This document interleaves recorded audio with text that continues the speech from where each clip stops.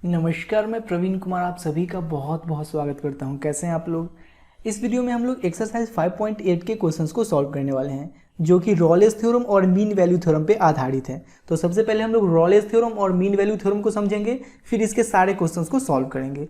I hope आप लोगों ने इसके पिछले जितने भी एक्सरसाइज हैं उन सारे एक्सरसाइज को अच्छे से किया होगा। तो चलिए सबसे पहले हम लोग ओपन इंटरवल और क्लोज इंटरवल क्या होता है उसको समझ लेते हैं। जैसे कि मान लीजिए लिखा हुआ है F of x equal to x square plus 2 where x belongs to -3 to 3 close interval.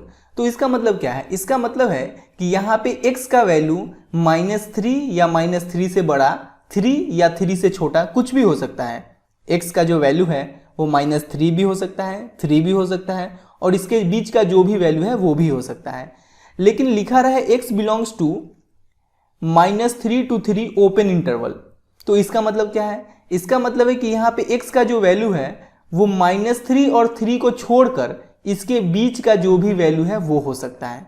बात क्लियर हुआ? देखिए ओपन इंटरवल को ऐसे भी लिखा जाता है, -3 to 3 ओपन इंटरवल, ये दोनों बात एक ही है। ठीक है, तो आप लोग को क्लोज इंटरवल और ओपन इंटरवल अच्छे से समझ में आया। देखिए इसी को दूसरे टाइप से ऐसे भी लिखा जा सकता है कि x इज ग्रेटर देन और equal to -3 and smaller than और इक्वल टू 3। इसी बात को हम लोग ऐसे भी लिख सकते हैं। और इसको कैसे लिख सकते हैं? x is greater then -3 and smaller then 3। यहाँ जो x का वैल्यू है वो -3 से बड़ा और 3 से छोटा होगा, और यहाँ पे x का जो वैल्यू है वो -3 या -3 से बड़ा, 3 या 3 से छोटा हो सकता है। ठीक है, तो आई होप आप लोगों को क्लोज इंटरवल और ओपन इंटरवल अच्छे से समझ में आ गया होगा, क्योंकि अभी यूज होने वाला है इसका। ठीक है, अब चलिए हम लोग रॉलेस थ्योरम को समझते हैं। देखिए आप लोग हड़बड़ाइएगा बिल्कुल मत, बस थोड़ा सा पेशेंस रखिएगा। हम लोग रॉलेस थ्योरम और मीन वैल्यू थ्योरम को ज्योमेट्रिकल और थ्योरेटिकल दोनों मेथड से समझेंगे। ठीक है, इसलिए आप लोग हड़बड़ाइएगा बिल्कुल मत। देखिए रॉले एक मैथमेटिशियन का नाम था। उन्होंने एक थ्योरम दिया जिसको हम लोग रॉलेस थ्योरम बोलते हैं। रॉलेस थ्योरम का 3 स्टेटमेंट है। पहला स्टेटमेंट है कि if a function F of x is continuous in the close interval A B. Close interval A B कहने का मतलब ए से बी तक जितने भी पॉइंट है उन सारे पॉइंट पे ये फंक्शन कंटिन्यूअस है। ठीक है, उसके बाद सेकंड स्टेटमेंट है कि function F of x is differentiable in an open interval A B. ये जो फंक्शन है एफ ऑफ एक्स, ये ए और बी के बीच जितने भी पॉइंट है उन सारे पॉइंट पे डिफरेंशिएबल है। ए और बी को छोड़कर सिर्फ इसके बीच में जितने भी पॉइंट है उन सारे पॉइंट पे डिफरेंशिएबल है। अब एफ ऑफ ए और एफ ऑफ बी इक्वल है। अगर रॉलेस थ्योरम का ये तीनों कंडीशन सेटिस्फाई होता है, then there will be at least one point C in the open interval A B such that F dash C equal to 0। अगर रॉलेस थ्योरम का ये तीनों कंडीशन सेटिस्फाई हो रहा है तो ए और बी के बीच में कम से कम एक ऐसा पॉइंट होगा, एटलीस्ट वन, एक या एक से ज्यादा भी हो सकता है, तो कम से कम एक ऐसा पॉइंट होगा जहां पे F dash C equal to 0 होगा। चलिए इसको हम लोग एक एग्जांपल के थ्रू समझते हैं।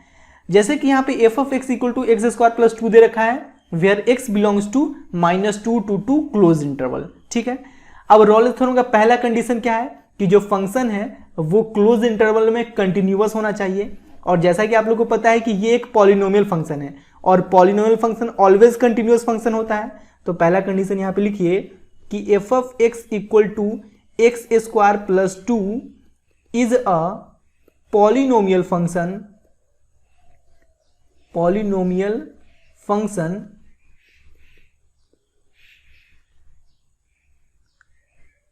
hence it is continuous function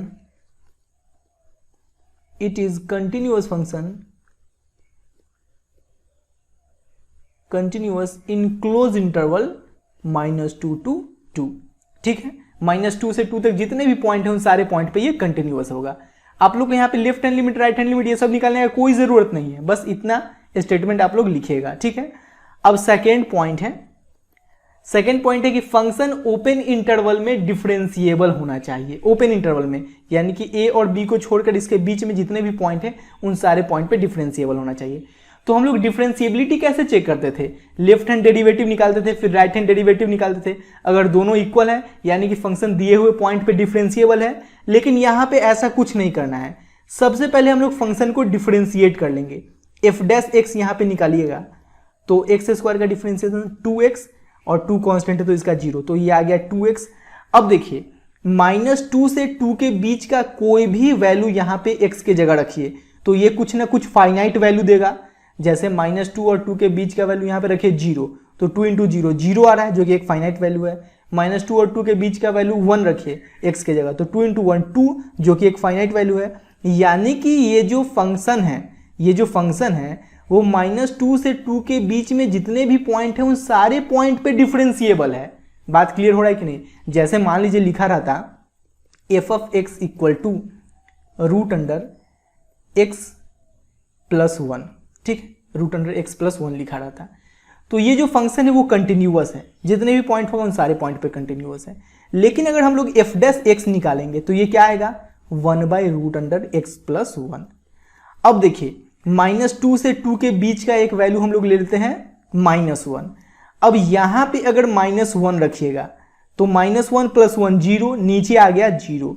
अब नीचे 0 आने से तो यहां पे इनफाइनाइट हो गया, यानी कि ये जो फंक्शन है वो -1 पे डिफरेंशिएबल नहीं है, क्योंकि -1 पे तो कुछ फाइनाइट वैल्यू ये दे ही नहीं रहा है, इनफाइनाइट हो गया है। इसलिए -1 पे ये जो फंक्शन है वो डिफरेंशिएबल नहीं है। बात क्लियर हो रहा है, समझ में आ रहा है अच्छे से? लेकिन अगर आप लोग इस फंक्शन का बात कीजिएगा तो इस फंक्शन में -2 और 2 के बीच का कोई भी वैल्यू पुट कर दीजिएगा तो ये फाइनाइट कुछ ना कुछ वैल्यू देगा ही। इसका मतलब ये जो फंक्शन है वो -2 और 2 के बीच में जितने भी पॉइंट हैं उन सारे पॉइंट पे डिफरेंशिएबल है, ठीक है। तो यहां पे लिखिए कि f' equal to 2x, hence the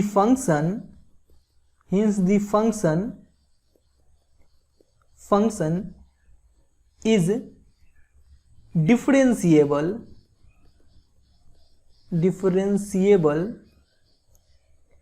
in open interval -2 to 2। देखिए ओपन इंटरवल को ऐसे भी लिखा जाता है और ऐसे भी लिखा जाता है, ठीक है।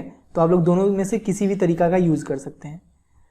अब रॉलेस थ्योरम का सेकेंड कंडीशन भी सेटिस्फाई हो गया।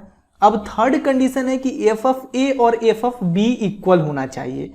तो चलिए हम लोग चेक कर लेते हैं। थर्ड में f of a कहने का मतलब हम लोग को निकालना है f of -2। तो फंक्शन में जहां पे x है वहां पे -2 पुट कर देंगे, तो -2 का स्क्वायर प्लस 2, तो माइनस का स्क्वायर प्लस 2 का स्क्वायर 4, तो 4 + 2 ये आ गया 6, f of -2 आ गया 6। अब f of 2 निकाल लेते हैं, यानी कि फंक्शन में जहां पे x है वहां पे पुट कर देते हैं 2, तो 2 का स्क्वायर प्लस 2, 2 का स्क्वायर 4, 4 + 2 6। देखिए f of -2 equal to f of 2। Third condition भी सेटिस्फाई हो गया। यहां पे रॉलेस थ्योरम का तीनों कंडीशन सेटिस्फाई हो गया। इसका मतलब -2 और 2 के बीच में कम से कम एक ऐसा पॉइंट होगा जहां पे f' का वैल्यू 0 के बराबर होगा। जैसे कि यहां पे तीनों कंडीशन सेटिस्फाई हो गया तो a और b के बीच में कम से कम एक पॉइंट c होगा जहां पे f' का वैल्यू 0 के बराबर होगा। तो -2 और 2 के बीच में ऐसा कौन सा पॉइंट होगा, चलिए वो हम लोग निकाल लेते हैं। सबसे पहले यहां पे लिखिए कि here all three conditions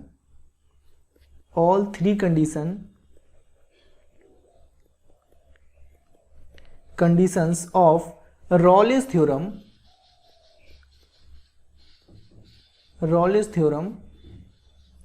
is satisfied,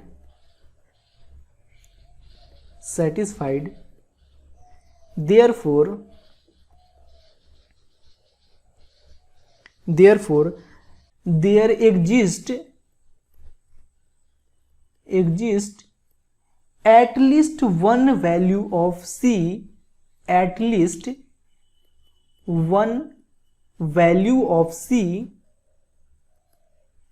in open interval -2 to 2 such that f' equal to 0। देखिए बहुत ध्यान से सुनिएगा, बहुत आसान बात है। सबसे पहले फंक्शन को कंटिन्यूअस प्रूव किए, फिर डिफरेंशिएबल, फिर f of -2 equal to f of 2। अब यहाँ पे रॉलेस थ्योरम का तीनों कंडीशन सेटिस्फाई हो रहा है, तो यहाँ पे लिख दीजिएगा here all the three conditions of Rolle's theorem is satisfied, therefore there exist at least one value of c in open interval -2 to 2 such that f' equal to 0। अब -2 और 2 के बीच में c का क्या क्या वैल्यू हो सकता है जहां पे f dash c equal to 0 हो वो हम लोग निकालते हैं। तो देखिए सबसे पहले तो f डैश x क्या है वो लिख लेंगे। f dash x equal to है, देखिए f of x equal to है x स्क्वायर प्लस 2, तो f डैश x क्या है 2x, तो यहाँ पे f dash x equal to लिख लेंगे 2x। अब f डैश c क्या हो जाएगा, f dash c equal to हो जाएगा, x की जगह c पुट कर दिए तो ये हो गया 2c। अब f डैश c को 0 के बराबर करेंगे, यानी कि 2c को 0 के बराबर करेंगे, तो यहां से c का वैल्यू क्या निकलेगा, 2 मल्टीप्लाई में इधर आएगा तो डिवाइड में, तो 0/2 यानी कि 0। देखिए यहाँ पे बोला गया है ना कि c का ऐसा वैल्यू निकलना चाहिए जो -2 और 2 के बीच का हो। अब यहाँ पे जो c का वैल्यू निकला है 0, वो -2 और 2 के बीच का ही है ना। यहाँ पे c का एक ही वैल्यू निकला है, एक से ज़्यादा भी निकल सकता है, आप लोग टेंशन बिल्कुल मत लीजिएगा। देखिए ये जो c का वैल्यू निकला है वो -2 और 2 के बीच का है, तो लिखिए c equal to 0 which belongs to -2 to 2 open interval. अब ये जो c का वैल्यू निकला है, इस वैल्यू को अगर f डैश c में पुट कीजिएगा तो f डैश c का वैल्यू 0 के बराबर हो जाएगा। देखिए c का वैल्यू निकला है 0, अगर यहाँ पे c के जगह 0 पुट करते हैं तो 2 इंटू 0 0, f डैश c का वैल्यू 0 के बराबर आ जाएगा ना। c का जो भी वैल्यू निकलेगा, किसी भी वैल्यू को अगर यहाँ पे पुट कीजिएगा तो f डैश c का वैल्यू 0 के बराबर हो जाएगा। ठीक है, यहाँ पे c का एक वैल्यू निकला है, एक से ज़्यादा भी निकल सकता है। चलिए एक और एग्जाम्पल के थ्रू हम लोग रॉलेस थ्योरम को समझते हैं। जैसे कि यहाँ पे f of x equal to sine x plus cos x दे रखा है, where x belongs to 0 to π/2 close interval. अब देखिए रॉलेस थ्योरम का पहला कंडीशन है कि फंक्शन कंटिन्यूअस होना चाहिए क्लोज इंटरवल में। तो देखिए यहाँ पे साइन एक्स भी एक कंटिन्यूअस फंक्शन है और कॉस एक्स भी एक कंटिन्यूअस फंक्शन है, तो दो कंटिन्यूअस फंक्शन का सम भी कंटिन्यूअस फंक्शन होगा। इसका मतलब f of x equal to sine x plus cos X एक कंटिन्यूअस फंक्शन होगा 0 to π/2 क्लोज इंटरवल में। और वैसे भी आप लोग 0 से π/2 तक का कोई भी वैल्यू यहाँ पे x की जगह पुट करके देख लीजिए, ये एक फाइनाइट वैल्यू ही देगा, इसलिए f of x equal to sine x plus cos X एक कंटिन्यूअस फंक्शन है। अब देखिए f डैश x निकाल लेंगे, तो साइन एक्स का डिफरेंशिएशन cos x और cos x का डिफरेंशिएशन माइनस साइन एक्स। अब यहाँ पे x के जगह 0 और π/2 के बीच का कोई भी वैल्यू पुट कर लीजिए, ये एक फाइनाइट वैल्यू ही देगा, कभी भी इनफाइनाइट नहीं होगा। इसका मतलब f ऑफ x जो है वो 0 से π/2 के बीच में जितने भी वैल्यू हैं इन सारे वैल्यू के लिए डिफरेंशिएबल भी है। तो लिखिए hints function is differentiable in open interval 0 to π/2। अब तीसरा कंडीशन है कि f ऑफ a और f ऑफ b इक्वल होना चाहिए, यानी कि f ऑफ 0 और f ऑफ π/2 इक्वल होना चाहिए। तो सबसे पहले f ऑफ 0 निकाल लेंगे, तो x के जगह 0 पुट करेंगे, x के जगह 0 तो साइन 0 प्लस x के जगह 0 तो कॉस 0, तो साइन 0 होता है 0, कॉस 0 1, तो 0 प्लस 1 1। अब f ऑफ π/2 निकाल लेते हैं, तो x के जगह रखेंगे π/2 तो साइन π/2, फिर x के जगह रखेंगे π/2 तो कॉस π/2। अब साइन π/2 का वैल्यू होता है 1, कॉस π/2 का वैल्यू होता है 0, 1 प्लस 0 1। f ऑफ 0 और π/2 दोनों इक्वल है ना, f ऑफ 0 का भी वैल्यू 1 है और f ऑफ π/2 का भी वैल्यू 1 है, दोनों इक्वल हो गया। यहाँ पे रॉलेस थ्योरम का तीनों कंडीशन सेटिस्फाई हो रहा है, तो यहाँ पे लिखिए कि here all three conditions of Rolle's theorem satisfied, therefore there exist at least one value of c belongs to 0 to -π/2, sorry 0 to -π/2 नहीं, 0 to π/2 है, 0 to π/2 open interval such that f dash c equal to 0। 0 से π/2 के बीच में कम से कम c का एक value निकलेगा जहां पे f डैश c 0 के बराबर होगा। तो चलिए c का वो कौन सा वैल्यू होगा इसके बीच में वो हम लोग निकाल लेते हैं। तो सबसे पहले देखिए f डैश x लिखिए क्या है, f डैश x है, देखिए f ऑफ x ये है तो f डैश x है cos x minus sine x, cos x minus sine x। अब f डैश c को 0 के बराबर करना है तो सबसे पहले f डैश c निकालेंगे, तो x के जगह c पुट कर दिए तो cos c minus sine x के जगह c पुट कर दिए तो साइन c। अब f डैश c को 0 के बराबर करेंगे, 0 के बराबर करेंगे, यानी cos c minus sine c को 0 के बराबर करेंगे, cos c equal to sine c, sorry cos c minus sine c equal to 0। अब देखिए cos c यहाँ प्लस में उधर जाएगा तो माइनस में, तो यहाँ पे बचेगा माइनस साइन c और इधर cos c आ जाएगा तो माइनस cos c, माइनस से माइनस कैंसिल हो गया, यहाँ पे बचा sine c equal to cos c। अब देखिए इसके मल्टीप्लाई में तो हम लोग 1 लिख ही सकते हैं, कोई दिक्कत नहीं है। अब cos c यहाँ पे मल्टीप्लाई में इधर आएगा तो डिवाइड में हो जाएगा, तो sine c by cos c equal to 1, यानी कि tan c इक्वल टू 1। अब tan कितने डिग्री का वैल्यू 1 के इक्वल होता है? tan 45 का वैल्यू 1 के इक्वल होता है, tan 45 की जगह π/4। अब यहां से कंपेयर कीजिएगा तो c का वैल्यू निकल गया π/4, c का वैल्यू π/4। अब ये जो c का वैल्यू निकला है वो c इक्वल टू π/4। अब c का जो वैल्यू निकला है वो 0 से π/2 के बीच का है, तो यहां पे लिखिए c equal to π/4 which belongs to 0 to π/2 open interval. अब देखिए ये जो वैल्यू है इसमें पुट कीजिएगा c के जगह तो f डैश c का वैल्यू 0 के बराबर हो जाएगा। जैसे यहाँ पे अगर c के जगह π/4 पुट कीजिएगा तो cos π/4 का वैल्यू होता है 1/√2 माइनस c के जगह π/4 पुट कीजिएगा तो sin π/4 का वैल्यू होता है 1/√2, 1/√2 माइनस 1/√2 0 आ गया ना, f डैश c का वैल्यू 0 के बराबर आ गया। यहाँ पे c का केवल एक वैल्यू निकला है, एक से ज्यादा भी निकल सकता है, इसलिए टेंशन लेने की कोई भी बात नहीं है। अब चलिए हम लोग रॉलेस थ्योरम का जियोमेट्रिकल मीनिंग समझते हैं।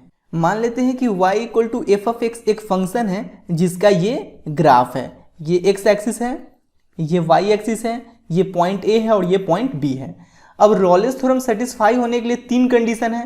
पहला कंडीशन है कि फंक्शन जो है वो क्लोज इंटरवल में कंटिन्यूअस होना चाहिए, क्लोज इंटरवल ए बी में कंटिन्यूअस होना चाहिए।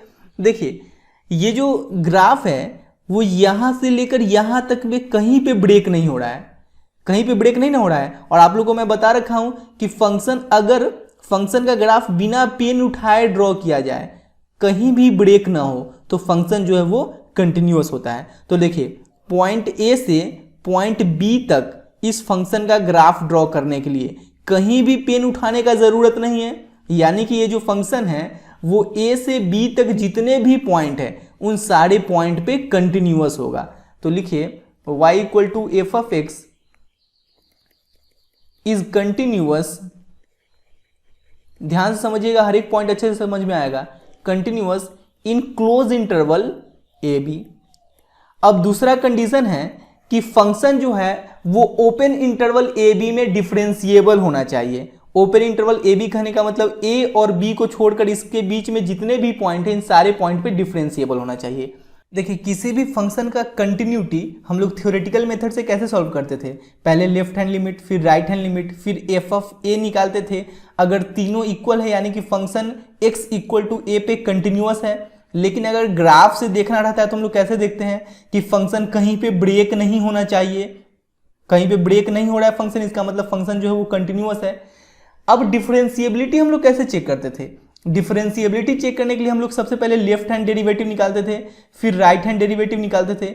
अगर दोनों इक्वल है यानी कि फंक्शन दिए हुए पॉइंट पे डिफरेंशिएबल है, ठीक है। लेकिन हम लोग ग्राफ से कैसे पता लगाएंगे कि कोई भी फंक्शन डिफरेंशिएबल है कि नहीं? देखिए अगर कोई भी फंक्शन किसी पॉइंट पे डिफरेंशिएबल है यानी कि उस पॉइंट पे यूनिक टेंजेंट ड्रॉ किया जा सकता है, यूनिक टेंजेंट, एक और केवल एक।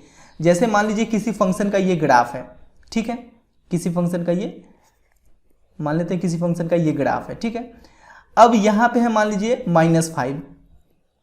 अब -5 पे ये फंक्शन डिफरेंशिएबल है कि नहीं कैसे चेक करेंगे? देखिए -5 यहां पे आता है। अब यहां पे यूनिक टेंजेंट ड्रॉ किया जा सकता है, यूनिक टेंजेंट ड्रॉ किया जा सकता है, यानी कि ये जो फंक्शन है वो x इक्वल टू -5 पे डिफरेंशिएबल है, ठीक है। कंटिन्यूटी का ग्राफिकल मतलब क्या है कि फंक्शन ब्रेक नहीं होना चाहिए। डिफरेंशिएबल का ग्राफिकल मतलब है कि जिस पॉइंट पे डिफरेंशिएबिलिटी चेक करना है उस पॉइंट पे यूनिक टेंजेंट ड्रॉ किया जा सकता है, यूनिक टेंजेंट। तो देखिए a से b तक के बीच में जितने भी पॉइंट है इन सारे पॉइंट पे यूनिक टेंजेंट ड्रॉ किया जा सकता है, यूनिक टेंजेंट, सारे पॉइंट पे यूनिक टेंजेंट ड्रॉ किया जा सकता है। यानी कि ये जो फंक्शन है, सॉरी ये पूरा मिट गया, इसको मिटा देते हैं। यानी कि ये जो फंक्शन है वो a और b के बीच में जितने भी पॉइंट है उन सारे पॉइंट पे डिफरेंशिएबल है। तो यहां पे लिख दीजिए कि y equal to F of x is differentiable in open interval A B. बात क्लियर हुआ? यहां तक समझ में आया? इसको भी मिटा देते हैं हम लोग। अब थर्ड कंडीशन है कि एफ ऑफ ए और एफ ऑफ बी इक्वल होना चाहिए। तो देखिए यहां पे पॉइंट ए है, यहां पे पॉइंट बी है। अब x का वैल्यू अगर a पुट कीजिएगा तो y इक्वल टू क्या आ जाएगा? एफ ऑफ ए। यानी कि x इक्वल टू ए पे फंक्शन का वैल्यू क्या हो जाएगा, एफ ऑफ ए। यहां से यहां तक वैल्यू क्या है, एफ ऑफ ए है। बात क्लियर हो रहा है कि नहीं। x की जगह ए पुट कीजिएगा तो y का वैल्यू क्या आ जाएगा, एफ ऑफ ए, यानी कि y का ये वैल्यू है ना, यहां से यहां तक एफ ऑफ ए है। अब x की जगह अगर b पुट कीजिएगा तो फंक्शन का वैल्यू क्या आ जाएगा, एफ ऑफ बी। y की जगह b पुट कीजिएगा तो ये भी यहीं पे आएगा। देखिए फंक्शन का वैल्यू क्या हो जाएगा, एफ ऑफ बी। देखिए एफ ऑफ ए का वैल्यू यानी एफ ऑफ ए का जो हाइट है वो देखिए और एफ ऑफ बी का जो हाइट है वो देखिए, दोनों इक्वल है ना, F of A equal to F of B. अब यहां पे रॉलेस थ्योरम का तीनों कंडीशन सेटिस्फाई हो रहा है। इसका मतलब ए और बी के बीच में एक या एक से ज्यादा ऐसा पॉइंट होगा जहां पे एफ डैश एक्स का वैल्यू 0 के बराबर होगा। मान लेते हैं कि ए और बी के बीच में वो पॉइंट सी है, इसका मतलब एफ डैश सी 0 के बराबर होगा। अब एफ डैश सी 0 के बराबर है, इसका इस ग्राफ पे क्या मतलब है वो हम लोग समझते हैं, लेकिन उससे पहले चलिए कुछ इंपॉर्टेंट पॉइंट को समझते हैं। ध्यान से सुनिएगा, किसी भी फंक्शन का स्लोप कैसे निकाला जाता है सबसे पहले हम लोग इस बात को समझते हैं। ध्यान से सुनिएगा क्योंकि इसका भी यूज होने वाला है। जैसे y इक्वल टू एक्स एक इक्वेशन दिया गया है, ये स्ट्रेट लाइन का इक्वेशन है। अब इसका स्लोप निकालना है हम लोग को, तो स्लोप कैसे निकालेंगे, आप लोग क्लास 11th में पढ़े होंगे कि स्लोप निकालने के लिए हम लोग डिफरेंशिएट करते हैं। तो dy by D x equal to क्या हो जाएगा, 1। अपने लोग का स्लोप यही हो गया, dy by D x equal to 1। Slope को dy बाई डी एक्स से भी डिनोट किया जाता है या m से भी डिनोट किया जाता है, हम लोग ऐसे भी लिख सकते हैं m इक्वल टू 1। ठीक है, जैसे कि मान लीजिए y इक्वल टू एक्स का हम लोग लाइन ड्रॉ करें तो ये ऐसे होगा। y इक्वल टू एक्स का अगर लाइन ड्रॉ की जाए ग्राफ पे तो ये ऐसा ही ना होगा। अब ये जो लाइन है वो x एक्सिस के साथ पॉजिटिव डायरेक्शन में जितने डिग्री का एंगल बना रही है वही तो है अपने लोग का slope, m equal to tan theta. या अगर मान लीजिए कि y इक्वल टू एक्स का हम लोग लाइन ड्रॉ करिए, ये है, इस पॉइंट का कोऑर्डिनेट है x2 y2 और इस पॉइंट का कोऑर्डिनेट्स है x1 y1। ठीक है, अब जैसे यहाँ पे देखिए, यहाँ पे ये लाइन x एक्सिस के साथ जितने डिग्री का एंगल बना रहा था m equal to tan theta, यही स्लोप हो गया। यहाँ पे हम लोग dy बाई डी एक्स करके स्लोप निकाल लिए। लेकिन अगर ऐसा सिचुएशन दिया रहे कि दो पॉइंट दिया रहे और दोनों का कोऑर्डिनेट दिया रहे, तब स्लोप निकालने के लिए क्या यूज करेंगे हम लोग, y2 minus y1 by x2 minus x1, x2 minus x1। ये तीनों एक ही बात है, ये तीनों यहाँ जो स्लोप निकाले हैं, यहाँ जो स्लोप निकाले और ये तीनों एक ही बात है। ठीक है, तीनों इक्वल हो सकता है। ये यहाँ से स्लोप निकालें तो क्या आया 1, यहाँ से स्लोप निकालें तो क्या आया है tan थीटा, और यहाँ से स्लोप निकालें तो क्या आया y2 minus y1 by x2 minus x1। ये तीनों एक ही बात है क्योंकि ये जो तीनों हैं वो इसी इक्वेशन का स्लोप है। बात समझ में आ रहा है कि नहीं, बात क्लियर हो रहा है ना। अच्छा, आप लोग को अगर पता करना हो कि ये जो लाइन है वो x एक्सिस के साथ कितने डिग्री का एंगल बना रही है तो कैसे पता कीजिएगा। देखिए यहाँ से स्लोप निकाले हैं तो आया है 1। अब हम लोग मान लिए हैं कि इस इक्वेशन का जो लाइन है वो x एक्सिस के साथ थीटा एंगल बना रही है, तो यहाँ से स्लोप क्या आया है m equal to tan theta. अब दोनों जगह से कहीं से भी स्लोप निकालिए, दोनों स्लोप तो सेम ही आएगा। यहाँ से स्लोप आ रहा है 1, यहाँ से स्लोप आ रहा है tan थीटा। अब देखिए tan कितने डिग्री का वैल्यू 1 के इक्वल होता है, tan 45 डिग्री का वैल्यू 1 के इक्वल होता है, इक्वल टू tan थीटा। अब कंपेयर करेंगे तो थीटा का वैल्यू क्या आ गया 45 डिग्री, यानी कि ये जो लाइन है वो x एक्सिस के साथ 45 डिग्री का एंगल बना रही है। बात क्लियर हुआ। अब ये तो रहा, ये जो है ये स्ट्रेट लाइन का इक्वेशन है और स्ट्रेट लाइन का जो स्लोप होता है वो कांस्टेंट होता है, कभी भी बदलता नहीं है। यहाँ हम लोग स्लोप निकाले हैं फिर भी 1 आएगा, यहाँ भी स्लोप निकालते फिर भी 1 आता, और यहाँ से भी स्लोप निकालते फिर भी 1 आता, क्योंकि यहाँ पे तीनों जगह y इक्वल टू एक्स के स्लोप का ही बात हो रहा है। यहाँ भी हम लोग y इक्वल टू एक्स का स्लोप निकाले हैं, यहाँ भी हम लोग y इक्वल टू एक्स का लाइन ड्रॉ किए हैं और इसी का स्लोप निकाले हैं, और यहाँ भी हम लोग y इक्वल टू एक्स ये जो लाइन है इसी का स्लोप निकाले हैं। तो तीनों जगह स्लोप सेम ही आएगा। और एक बात हमेशा याद रखिएगा कि स्ट्रेट लाइन का स्लोप हमेशा कांस्टेंट रहता है। स्ट्रेट लाइन, ये जो y इक्वल टू एक्स है ये स्ट्रेट लाइन का इक्वेशन है, इसका स्लोप हमेशा कांस्टेंट रहेगा, लेकिन लिखा हुआ है y equal to x square. ठीक है, ये क्वाड्रेटिक है। अब इसका अगर ग्राफ ड्रॉ करें तो ये ऐसे आएगा, ऐसे आएगा, y equal to x square graph ऐसे होगा। अब यहाँ पे अगर हम लोग स्लोप निकालें यानी कि dy बाई डी एक्स निकालें तो ये क्या आएगा 2x, यानी कि इसका स्लोप जो है वो x के वैल्यू पे डिपेंड कर रहा है। x का वैल्यू जैसे जैसे बदलेगा स्लोप भी बदलेगा। जैसे कि देखिए मान लीजिए इस पॉइंट पे स्लोप निकालते हैं। स्लोप निकालने का मतलब क्या है कि यहाँ पे अगर टेंजेंट ड्रॉ करेंगे तो ये टेंजेंट जो है वो x एक्सिस के साथ जितने डिग्री का एंगल बना रही है वही ना स्लोप होता है। तो इस पॉइंट पे स्लोप निकालें तो कुछ और आया, इस पॉइंट पे स्लोप निकालेंगे तो कुछ और आएगा। प्रत्येक पॉइंट पे स्लोप बदलेगा, x का वैल्यू बदलेगा स्लोप भी बदलेगा। जैसे कि देखिए d Y by D x, यहाँ पे x का वैल्यू 0 रखेंगे तो स्लोप 0, x का वैल्यू 1 रखेंगे तो 2 इंटू 1 2 स्लोप 2, x का वैल्यू 2 रखेंगे तो D Y by D x क्या आ जाएगा 4। जैसे जैसे x का वैल्यू बदलेगा वैसे वैसे स्लोप भी बदलेगा। बात क्लियर है। लेकिन स्ट्रेट लाइन में क्या था, स्लोप कांस्टेंट था। देखिए यहाँ पे d Y by D x क्या है 1, हमेशा 1 ही रहेगा। लेकिन यहाँ पे d Y by D x है 2x, यानी कि स्लोप का वैल्यू x पे डिपेंड कर रहा है। x जैसे जैसे बदलेगा स्लोप भी बदलेगा। अब यहाँ से मैं आप लोग को बात क्या बताना चाह रहा हूँ उसको समझिए ध्यान से। जैसे कि देखिए यहाँ पे d Y by D x आया है 2x, अब x इक्वल टू 2 पे मान लीजिए यहाँ पे x का वैल्यू है 2, अब x इक्वल टू 2 पे अगर स्लोप का वैल्यू पता करना हो तो क्या होगा, x इक्वल टू 2 पे स्लोप का वैल्यू हो जाएगा d Y by D x equal to हो जाएगा 4। यहाँ पे x का वैल्यू 2 रखेगा तो 2 2 4, x इक्वल टू 2 पे स्लोप का वैल्यू आ गया 4। या हम लोग ऐसा भी बोल सकते हैं कि x इक्वल टू 2 पे अगर ऊपर बढ़ेंगे तो ये पॉइंट आएगा। अब इस पॉइंट पे एक टेंजेंट ड्रॉ करेंगे और ये टेंजेंट जो है वो x एक्सिस के साथ जितने डिग्री का एंगल बनाएगा वही स्लोप होगा, वही ना होगा। यानी कि x इक्वल टू 2 पे स्लोप निकालना है तो ऊपर बढ़ेंगे, ये पॉइंट आया। अब इस पॉइंट पे टेंजेंट ड्रॉ किए और ये x एक्सिस के साथ जितने डिग्री का एंगल बना रहा है उसका tan थीटा होगा स्लोप, यानी कि x इक्वल टू 2 पे स्लोप आ जाएगा m equal to tan theta. अब देखिए यहाँ से x इक्वल टू 2 पे स्लोप निकाले तो ये आया है 4, यहाँ पे x इक्वल टू 2 पे स्लोप निकाले तो ये आया 4, और एक पॉइंट पे तो हमेशा सेम ही स्लोप आएगा। यानी कि यहाँ जो स्लोप निकला है वो और यहाँ जो स्लोप निकला है वो दोनों इक्वल होगा, यानी कि tan थीटा 4 के इक्वल होगा। बात क्लियर हो रहा है कि नहीं, बात समझ में आ रहा है। उसी प्रकार से यहाँ पे देखिए बहुत आसान बात है, ध्यान से समझिएगा। यहाँ पे फंक्शन क्या है y equal to F of x, y equal to F of x. अब यहाँ पे स्लोप निकालेंगे तो D Y by D x equal to आ जाएगा एफ डैश एक्स।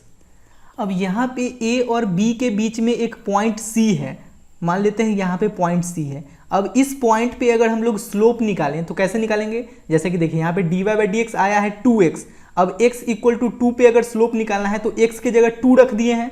उसी प्रकार से यहाँ पे x इक्वल टू c पे स्लोप निकालना है तो जहाँ पे x है वहाँ पे c रख देंगे, तो यहाँ से d Y by D x आ गया एफ डैश c, यानी कि यहाँ से स्लोप आ गया एफ डैश c। अब देखिए जैसे कि पॉइंट 2 पे स्लोप निकालना है तो पॉइंट 2 को आगे बढ़ाते हैं और यहाँ पे जो पॉइंट आता है उस पॉइंट पे टेंजेंट ड्रॉ करते हैं, और ये टेंजेंट x एक्सिस के साथ जितने डिग्री का एंगल बनाता है वही तो होता है स्लोप। तो यहाँ पे पॉइंट c पे स्लोप निकालना है तो पॉइंट c को आगे बढ़ाएंगे। अब पॉइंट c को आगे बढ़ाएं तो यहाँ पे ये पॉइंट आया, इस पॉइंट पे एक टेंजेंट ड्रॉ करेंगे। अब ये जो टेंजेंट है वो x एक्सिस के पैरेलल है, यानी कि ये जो टेंजेंट है वो x एक्सिस के साथ 0 डिग्री का एंगल बना रही है, यानी कि m इक्वल टू tan 0। जैसे कि यहाँ पे ये जो टेंजेंट है वो x एक्सिस के साथ थीटा एंगल बना रही है, ये जो टेंजेंट है वो x एक्सिस के साथ थीटा एंगल बना रही है तो m इक्वल टू हो गया था tan थीटा। लेकिन ये जो टेंजेंट है वो x एक्सिस के साथ पैरेलल है, 0 डिग्री का एंगल बना रही है तो m इक्वल टू हो गया tan 0, यानी कि m equal to 0। Point C पे यहाँ से स्लोप हम लोग निकाले हैं तो ये आया है 0, और पॉइंट C पे यहाँ से स्लोप हम लोग निकाले हैं तो ये आया है एफ डैश C। अब एक ही पॉइंट पे अगर किसी भी तरीका से स्लोप निकालिए दोनों तो सेम ही आएगा, यानी कि d Y by D x equal to f dash C, यानी कि ये स्लोप और ये स्लोप दोनों इक्वल होगा, यानी कि f dash C equal to 0। और यही तो बात यहाँ पे लिखा हुआ है। आई होप आप लोग को अच्छे से क्लियर होगा, एक एक पॉइंट अच्छे से क्लियर हुआ है ना, समझ में आया। नहीं समझ में आया तो एक बार और ज़रूर वीडियो को देखिएगा। जैसे कि यहाँ पे y equal to x square एक इक्वेशन दिया गया है। अब स्लोप निकालने के लिए क्या करेंगे, d Y by D x equal to 2x, slope d Y by D x भी स्लोप को डिनोट करता है, याद रखिएगा। तो D Y by D x equal to आ गया 2x, यानी कि स्लोप का वैल्यू आ गया 2x। अब हम लोग को पता है कि जैसे जैसे x का वैल्यू बदलेगा वैसे वैसे स्लोप का भी वैल्यू बदलेगा। तो x इक्वल टू 2 पे स्लोप का वैल्यू क्या है, 4 है। x इक्वल टू 2 पे स्लोप का वैल्यू 4 है, इसका मतलब क्या है, इसका मतलब है कि पॉइंट x पे x का वैल्यू जब 2 है तो इसको आगे बढ़ेंगे तो ये पॉइंट आएगा। अब इस पॉइंट पे अगर टेंजेंट ड्रॉ करेंगे तो ये जो टेंजेंट है वो एक्स एक्सिस के साथ जितने डिग्री का एंगल बना रही है उसका टैन थीटा वही तो स्लोप होगा ना। अब देखिए हम लोग टैन थीटा के मेथड से स्लोप निकाले या इस टाइप से स्लोप निकाले dy बाई डी एक्स करके, एक ही पॉइंट पे सेम पॉइंट पे किसी भी तरीका से स्लोप निकालिए, दोनों तो सेम ही आएगा। तो यहाँ से स्लोप निकालें तो ये आया है 4, यहाँ से स्लोप निकालें तो आया है टैन थीटा, यानी कि ये दोनों स्लोप इक्वल होगा, तो टैन थीटा इक्वल टू 4। उसी प्रकार से देखिए यहाँ स्लोप निकालने के लिए सबसे पहले डिफ्रेंशिएट किए, dy by D x equal to आ गया एफ डैश एक्स। अब हम लोग को पॉइंट सी पे स्लोप निकालना है, पॉइंट सी पे, जैसे कि यहाँ पे पॉइंट 2 पे स्लोप निकालना था तो x के जगह रख दिए 2, तो 2 2 जा 4। तो यहाँ पे पॉइंट सी पे स्लोप निकालना है तो x के जगह रख दिए c, तो स्लोप का वैल्यू क्या आ गया एफ डैश सी। या इसी बात को हम लोग ऐसे भी बोल सकते हैं कि पॉइंट सी को जब आगे बढ़ाएंगे तो ये पॉइंट आएगा।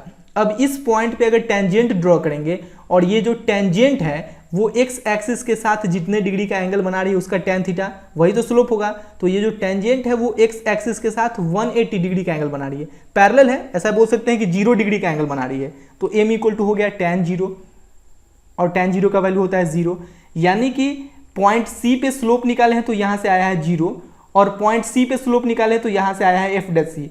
और एक ही पॉइंट पे किसी भी तरीका से स्लोप निकालिए, दोनों तो इक्वल आएगा, तो यहाँ से क्या हो गया एफ डैश सी और 0 दोनों इक्वल हो जाएगा, तो f dash C equal to 0, और यही बात यहाँ पे बोला गया है। ठीक है, बात आसान है, याद रखिएगा।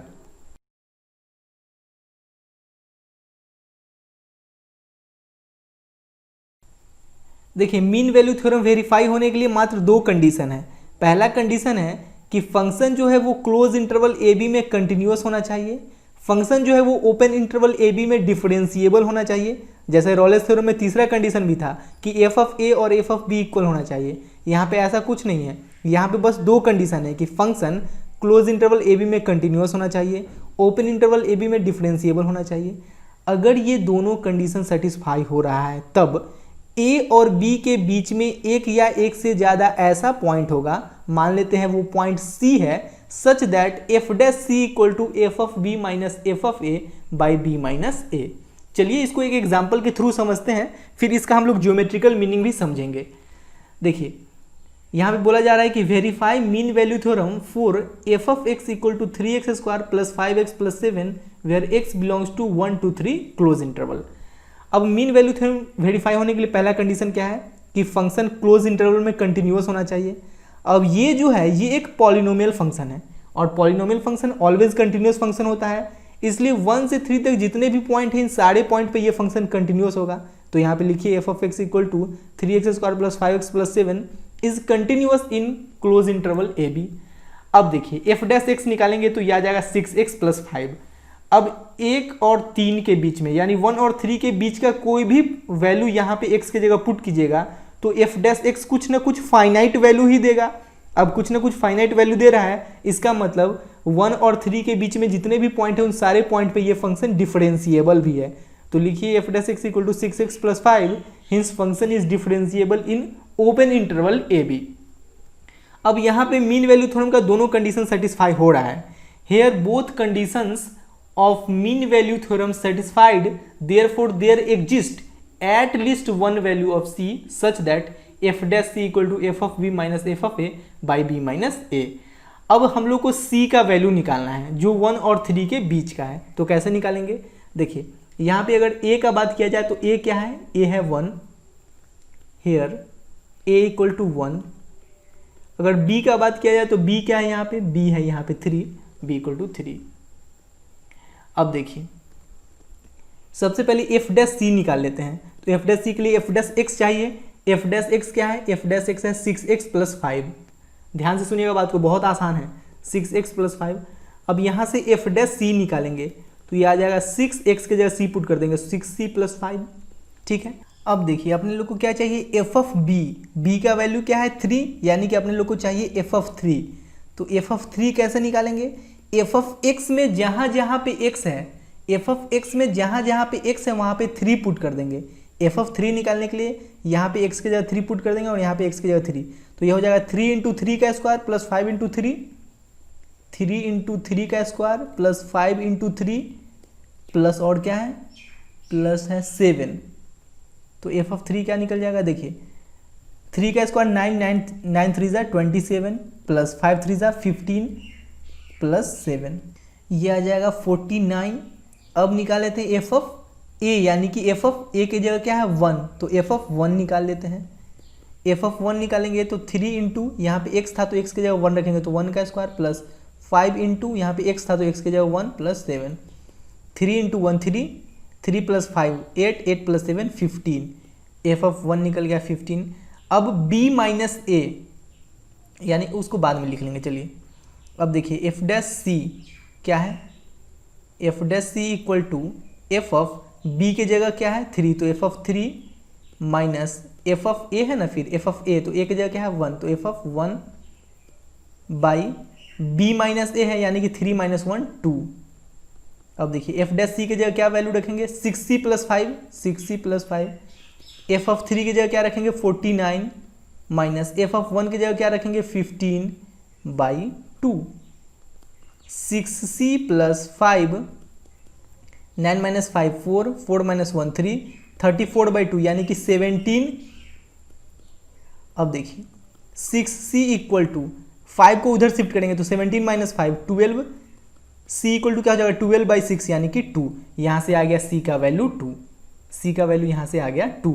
और ये जो 2 है वो 1 और 3 के बीच में है ना, तो यहाँ पे लिखिए c equal to 2 which belongs to open interval 1 and 3।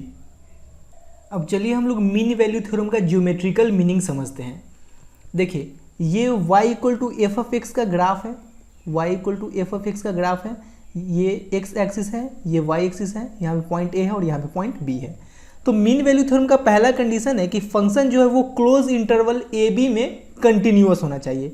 तो देखिए a से b तक जितने भी पॉइंट है उन सारे पॉइंट पे ये फंक्शन कंटिन्यूअस है, कहीं भी ब्रेक नहीं हो रहा है। तो यहाँ पे लिखिए कि y equal to F of x is continuous in close interval AB, close interval AB।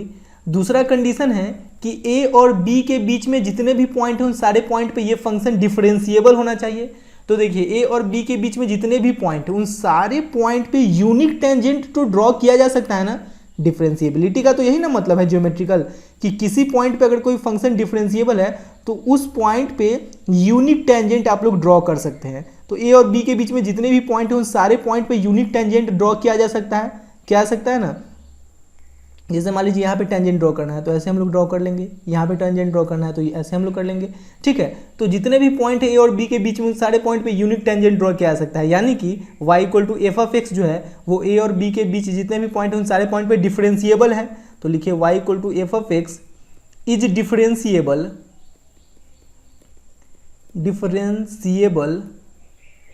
In open interval A B.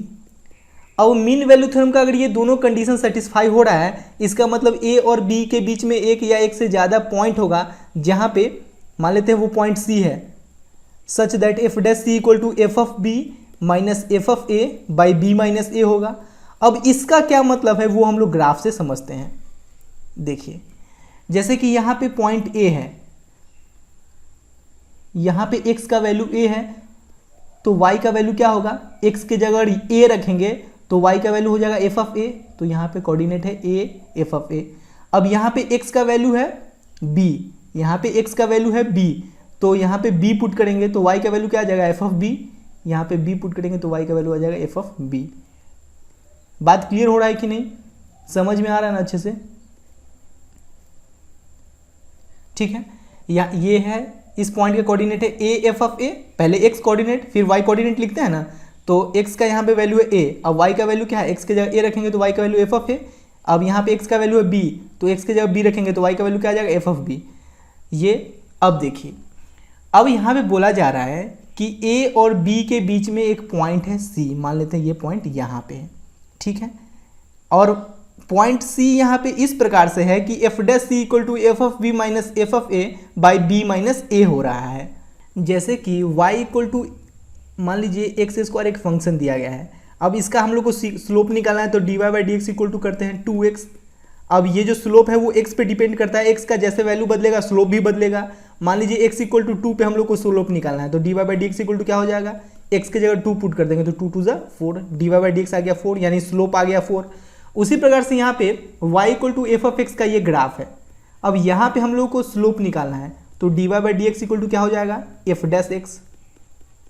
अब मान लीजिए कि इसके बीच में यहाँ पे पॉइंट सी है और पॉइंट सी पे हम लोग को स्लोप निकालना है, पॉइंट सी पे हम लोग को स्लोप निकालना है, यानी कि ये जो टेंजेंट है वो एक्स एक्सिस के साथ कितने डिग्री का एंगल बनाती है वो निकालना है, यही ना स्लोप कहलाता है। तो देखिए जैसे कि यहाँ पे d Y by D x equal to आ गया 2x और x इक्वल टू 2 पे स्लोप निकालना है, तो x की जगह 2 पुट कर दिए तो हो गया 2 टू द 4। अब यहाँ पे x इक्वल टू सी पे स्लोप निकालना है, तो x की जगह c पुट कर देंगे तो D Y by D x equal to क्या आ जाएगा, x की जगह c पुट कर देंगे तो एफ डैश सी। ये जो स्लोप है ये क्या आ गया, एफ डैश सी। बात क्लियर हो रहा है कि नहीं, समझ में आ रहा है ना, अच्छे से समझ में आ रहा है। अब देखिए अब इस दोनों पॉइंट को मिलाते हैं, इस दोनों पॉइंट को, इसको और इसको, थोड़ा सा इस लाइन को अच्छे से ड्रॉ कर लीजिए, ये ऐसे और इस दोनों को मिलाएंगे तो ये ऐसे होगा, ठीक है। अब देखिए ये जो लाइन है ये 2 पॉइंट पे इंटरसेक्ट कर रहा है, आप लोग को पता होना चाहिए अगर कोई लाइन 2 पॉइंट पे इंटरसेक्ट कर रहा है तो उसको हम लोग सेकेंड बोलते हैं। तो ये सेकेंड का स्लोप क्या होगा, देखिए आप लोग को ऊपर भी बताए हैं कि अगर ये लाइन है, यहाँ पे लिखा हुआ है ये पॉइंट है, इसका कोऑर्डिनेट है x2 y2 और इस पॉइंट का कोऑर्डिनेट है x1 y1। तो यहाँ पे अगर हम लोग को स्लोप निकालना है तो कैसे निकालेंगे, ये स्लोप हो जाएगा m equal to y2 minus y1 by x2 minus x1, ये हो जाएगा स्लोप। तो उसी प्रकार से देखिए अगर इस सेकेंड का स्लोप हम लोग को निकालना हो, इस सेकेंड का स्लोप हम लोग को निकालना है तो यहाँ पे y2 क्या है एफ बी माइनस y1 क्या है एफ ए बाई क्या है x2 माइनस x1 होता है ना, नीचे x2 माइनस x1 होता है तो x2 की जगह क्या है b माइनस x1 की जगह क्या है a, यानी कि इस सेकेंड का स्लोप क्या आ गया, ये वाला, इस सेकेंड का ये स्लोप है। अब इसका क्या स्लोप है, इसका स्लोप है एफ डैश सी, इसका स्लोप एफ डैश सी है।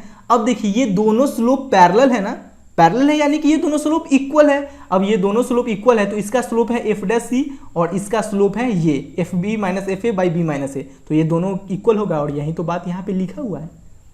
क्लियर हुआ, आसान है, समझ में आया। मीन वैल्यू थ्योरम बोलता है कि अगर एक function close interval A B में कंटिन्यूअस है, ओपन इंटरवल ए बी में डिफरेंशिएबल है, तो ए और बी के बीच में एक या एक से ज़्यादा ऐसा पॉइंट होगा, मान लेते हैं वो पॉइंट सी है, such that F dash C equal to F of b minus f of a by b minus a. इसका मतलब है कि पॉइंट सी पे इस कर्व का जो टेंजेंट होगा और इस सेकेंड का जो टेंजेंट है ये दोनों पैरेलल होगा, यही बोल रहा है मीन वैल्यू थ्योरम। क्लियर है बात।